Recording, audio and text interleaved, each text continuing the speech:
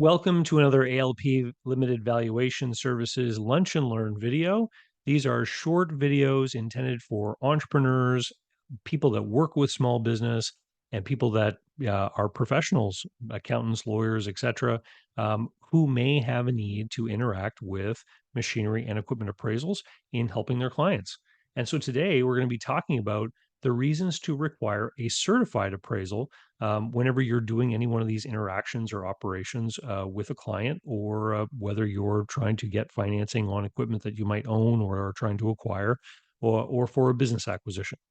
So, first of all, who requests appraisals anyway? Well, these are typically banks, leasing companies, insolvency trustees, lawyers, accountants, people who buy or sell businesses. These reports are requested by people who want to have a really good idea of what the equipment is worth because they need to cover the bases in a lot of ways. So they need to figure out that they're not overextending credit, for example, against collateral, which may not hold the value that they believe it does. Or they want to verify, that balance sheets are going to be in line. Or they're trying to make sure, in the case of accountants, for example, that if certain pieces of financial information are stated, that they're defensible if tax authorities ever were to come along and investigate a transaction between non-arm's length companies, for example. So there's all kinds of reasons why different professionals are going to request these kinds of appraisals.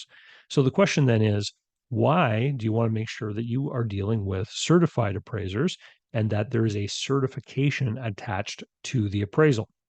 And here are the basic things in a nutshell. The appraiser has no interest in the outcome of any contemplated transaction. So there's no conflict. The appraiser doesn't earn a commission if you successfully buy a business, for example. All that we do is we come on the scene, we look at the equipment, we do our work, we determine a value, and we are paid for that effort. And so we don't have an outcome or any kind of gain in any specific thing happening outside of the appraisal process itself. Our only interest is in the continued demonstration that we are credible appraisers and that our reports and our work can be counted on by different parties. And so maintaining the reputation is our number one thing. And so in fact, in our engagement agreements, we make it very clear that we do not advocate for the interests of any party that we are involved with, whether it's for the bank or someone trying to finance equipment or anything. Our only interest and duty in the entire project is in the defensibility of the values that we discover, to show that, yes, this is why this piece of equipment holds a certain value. Um, when we engage with a third party, so sometimes a bank will ask a person trying to obtain financing to get an appraisal on the equipment.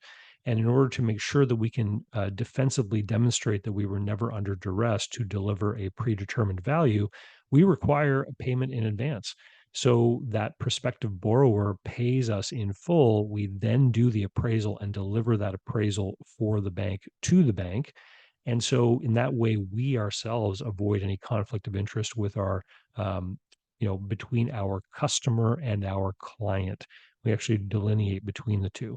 In the example I just gave, the person hiring us is the customer, but the owner of the report who needs to use it is the bank. The bank is, in fact, the client in that situation. So, certified appraisal. What's the difference between a certified appraisal from someone who has an appraisal designation, like CMEA, which is our designation, versus someone like a dealer of equipment? So, most dealers, if they're going to put a value on a piece of equipment, they're going to give you an opinion based on their experience, right? Well, what they were seeing happening in the marketplace, where they happen to be. Typically, what I've seen when I've looked at other people's product is just a list of equipment with prices. So a lot of the collateral information that is required to meet the standards of what is actually called an appraisal document under something called USPAP, which we'll learn about in another lunch and learn. You have to have a bunch of information in that report to substantiate the terms, conditions, and expectations around that value. And this is often missing when we just get a dealer to give an opinion of what something is worth. The dealer also typically has a conflict with respect to future dealings with some party who's requesting an appraisal. So if a dealer continuously sells equipment to a business owner, their interest is in the long-term value of that customer relationship. That could create an inclination to deliver a report that meets the needs of the person hiring them, rather than um, strictly adhering to the guidelines of or determination of what the piece of equipment is worth. And even people who are going to buy a business, a dealer may have an incentive to make sure that that person is happy so that they can sell them more equipment in the future. And dealers are business people and often have no specific appraisal training or affiliations. So, in a certified appraisal, each capital item is researched and a market or depreciation method is applied. The value is defensible in court and backed by data. And we have been to court and we have defended our appraisals with data. Our only interest is in the appraisal document and our reputation as a company. And we are professionals and we're held to task by our institute, which has a code of ethics. As well, we meet the requirements of USPAP, which we'll talk about in another lunch and learn. Um, so what is the value then for you as somebody who is a report user who wants to request specifically that there is a certified appraisal being used for the particular project? Well, you get to manage liability, and this is all parties' liability.